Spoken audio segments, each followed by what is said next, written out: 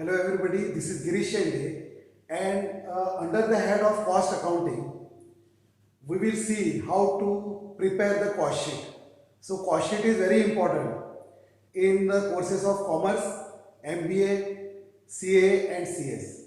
So I have given a problem, and what are the points in that problem we will see first, then we will have a solution on it. So purchase of raw material is 1,20,000 is given. Then rent, rates and work on cost is given, that is 40,000. Direct wages 1 lakh is given. Carriage inward 1,440 is given. Then stock of raw material, that is opening stock of raw material, because 11082. We are preparing this cost sheet for a quarter year, 3 months. So 110 becomes the opening stock of raw material, that is 10,000 is given. Then stock of finished goods. Finished goods stock is given in tons. So 1000 tons on 11082. It was the opening stock of finished goods, and it is 1000 tons and its value is 16,000. Then stock of raw material is given, that is closing stock of raw material 22,240 is given. Stock of finished goods 2000 tons. So the finished goods in tons it is given, and on 31st 12 it is closing stock of finished goods and it is 32,000.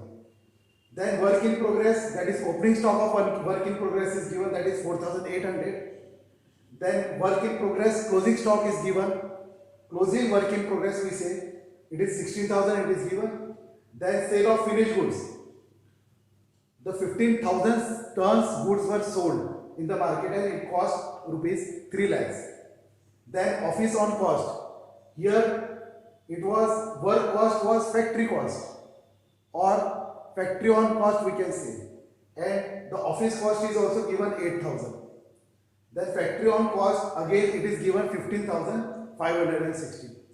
From this information we have to prepare the cost sheet, and there are some additional information it is given, that is advertisement, discount, etc. Selling expenses were rupees 1 per ton. So we have to calculate the selling expenses, how much goods are produced during that period. We multiply it by 1 rupee. So the selling expenses will be multiplied by the tons produced by 1 rupee, whatever the goods are. And we have to calculate the value of the raw material used, that is consumed. Then second we have to calculate the cost of production of goods sold.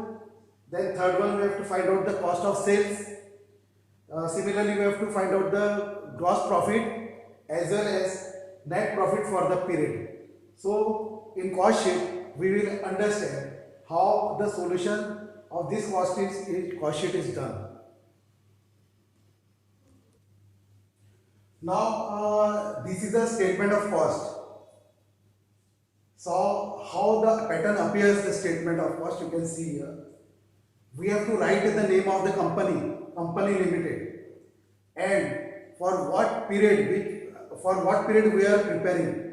We are preparing from 11082 to 31st 1282. So it is a period of 3 months, or you can say a quarter of a year. You have to write the details in this cost sheet, and we will start with, we have a particular column, units, tons, that is units are given in the first this column and amount is written on the last column. So where we will write the units in tons, we will see that further. First I have written the opening stock of raw material, that is 11082. So I have already we have already seen in the question that the raw material is given, it is 10,000. Then we have to add purchase of raw material. The closing stock of raw material will, last year's closing stock of raw material will become the opening stock of raw material of this year. So we will purchase new raw material also during the year. That purchase will be added. So in opening stock of raw material you have to add the purchase also, purchase of raw material. Then you have to add carriage inward, because carriage inward means it is the expenses on transport when the raw material is taken in the company. So we have to add all of them. then you have to deduct stock of raw material on 31st 12/82 because stock of raw material is deducted. This is the pattern to find out the material consumed. All the indirect expense, all the expenses which are also added with the carriage inward. Then we have a raw material consumed. So raw material consumed is very important for calculation of other activities also. Then next we have to add the direct wages in raw material consumed. In raw material consumed, when direct wages are added, we get prime cost. So raw material consumed and direct wages, the sum of them will give us a prime cost. After prime cost, we have to add factory on cost, that is factory overheads. Factory overheads means the terms which are expenses which are related with the manufacturing activities or production activities. It is called a factory cost or factory on cost. So by adding factory cost, we have factory cost 15,560. Then the rent rates which is related with the work cost means it is related with the factory cost or factory on cost. This will also be added in the prime cost. So in prime cost we have added factory cost, rent and work on cost. Then we have to add work in progress opening, and then we have to deduct the work in progress closing. Then you will get the factory cost or work cost. So factory on cost is added in prime cost.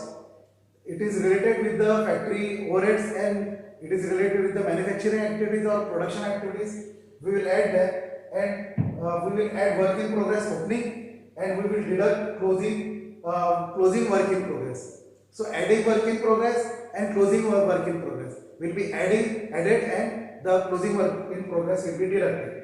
Then we get the factory cost, or it is also called as a work cost. Then we have to add the office overheads or office cost. So we have taken office on cost, that is office overhead, and under the head of office overheads all the office expenses, office rent, office actually electric bill. So all the office expenses are taken under the head of office overheads or office on cost. So we have office on cost in our problem, it is 8,000. Then we have added office on cost. We get, after adding in prime cost, factory on cost. In factory on cost we get factory cost, and in factory on cost we add office on cost. If office on cost is added in factory on cost, factory cost, so we get a cost of production.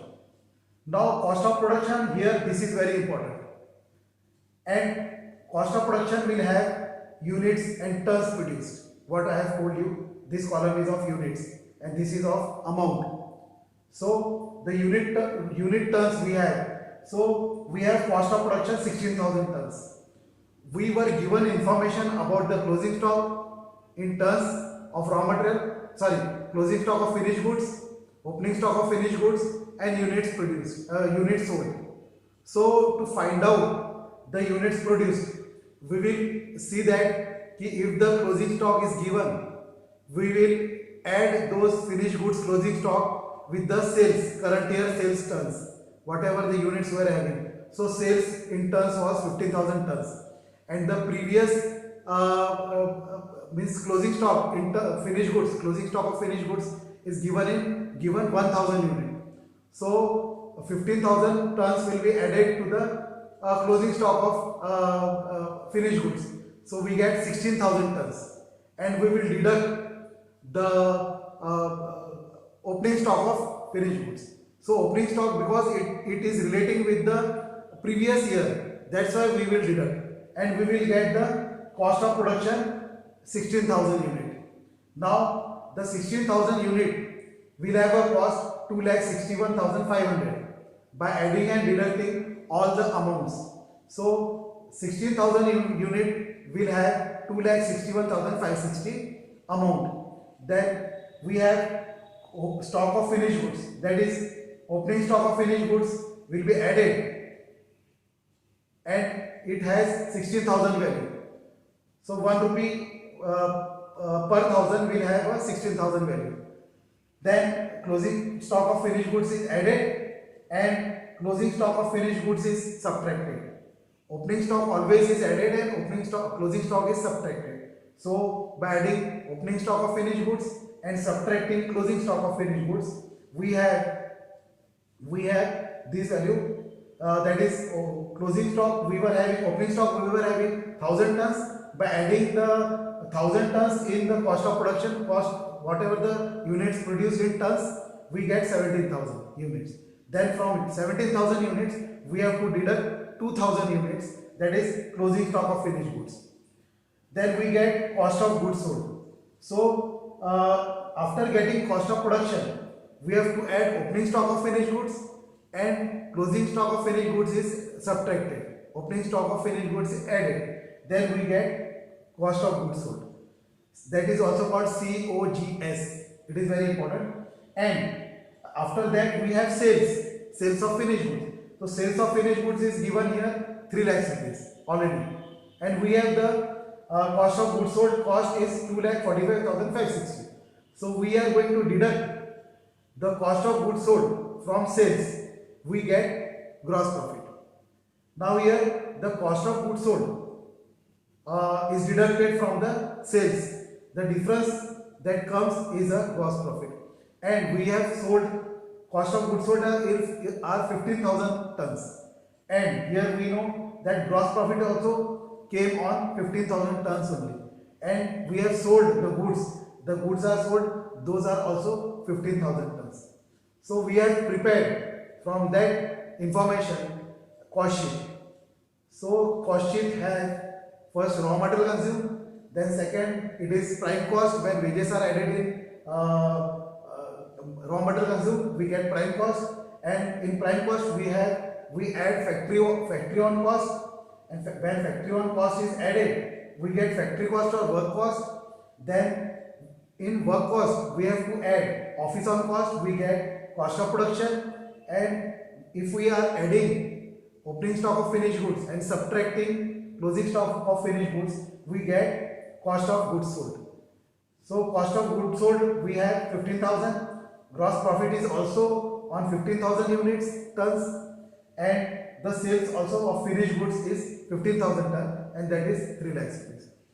So what we have understood here, that we have calculated the profit only, gross profit, not net profit. Now we can calculate net profit also. So by adding the selling expenses, what I have told you in the question, selling expenses 1 rupee per ton it is given. So 1 rupees per ton means how many tons we have sold, manufactured, that is 15,000 ton. So 15,000 ton will be added in, it will be deducted in from this gross profit. So gross profit, from gross profit we will deduct selling and distribution expenses, we will get a net profit. So this from this cost sheet we can calculate the value of each unit or each ton or each article from this cost sheet. And we have different ratio analysis also related with this cost sheet, and on this cost sheet we can understand the tenders also. I will definitely put some videos, upload some videos regarding the tenders. So to understand this cost sheet, to understand the tenders, cost sheet is very important. How to calculate the per ton rate of that product or per unit, it is very important. So we can have a different views in tender also. So tenders are prepared. How the tenders are prepared? If the tender of 1000 unit is given and you have to prepare the tender for 5000 units, you can prepare the tenders on that basis. What is the previous tender for 1000 unit is given, and what are the changes you have to make then, or it is given in the adjustment, we have to calculate accordingly. So cost sheet is very important from the point of view of tender, as well as cost sheet is also very important from the view of the industrialists who are manufacturing the different types of product, and then they can also take the decision where the cost can be controlled, which cost can be controlled, and how the profit will be increased by selling each article.